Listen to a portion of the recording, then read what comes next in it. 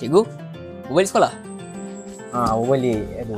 Kebetulan saya pun baru balik daripada surau tadi. Cikgu, petang ni diorang cakap dekat surau ada tadarus. Sekali dengan diorang buat apa tu? Kacau bubur lambuk. Kalau cikgu free datanglah, boleh kita sama-sama. Free tu memang free. Tapi letih lah hari ni melayan budak-budak. Aku hari ni aku nak tidur sampai buka puasa. Cikgu, kalau dah tidur sampai buka puasa, zuhurnya ke mana, asarnya ke mana? Solat tu kodok nanti boleh buat. Memang kodok boleh kodok cikgu, tapi tak semestinya kita boleh tinggalkan solat tu dengan sengaja. Bising lah. Ni balik dulu. Yalah cikgu.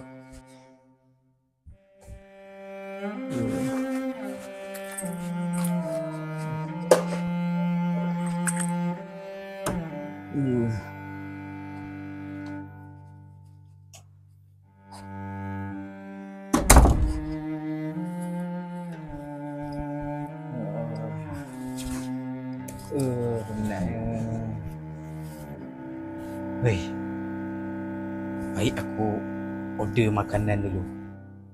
Nanti sampai dah maghrib tinggal aku nak makan.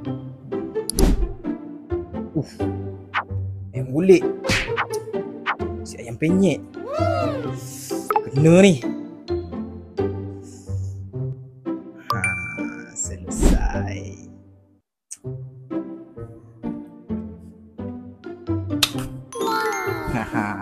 Tidur dulu. Azan maghrib kejutkan aku.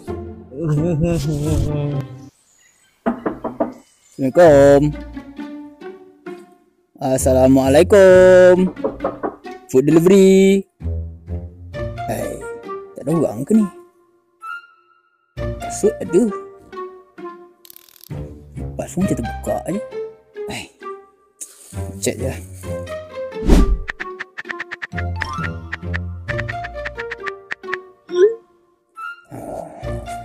Tinggal mana? Tinggal sini lah. Okay. Alright.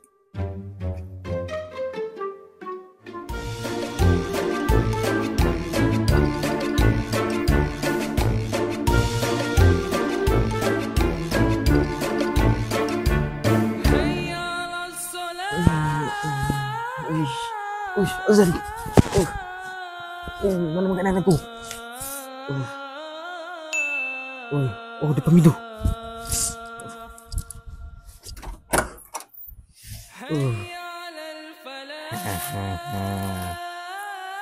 Sekejapnya.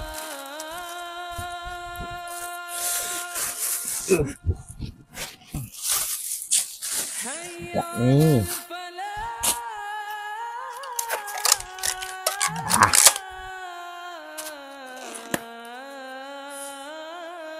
Allahumma laka sumtu bika amantu wa ala rizkika aftartu birahmatika ya arhamar rahimin. Amin.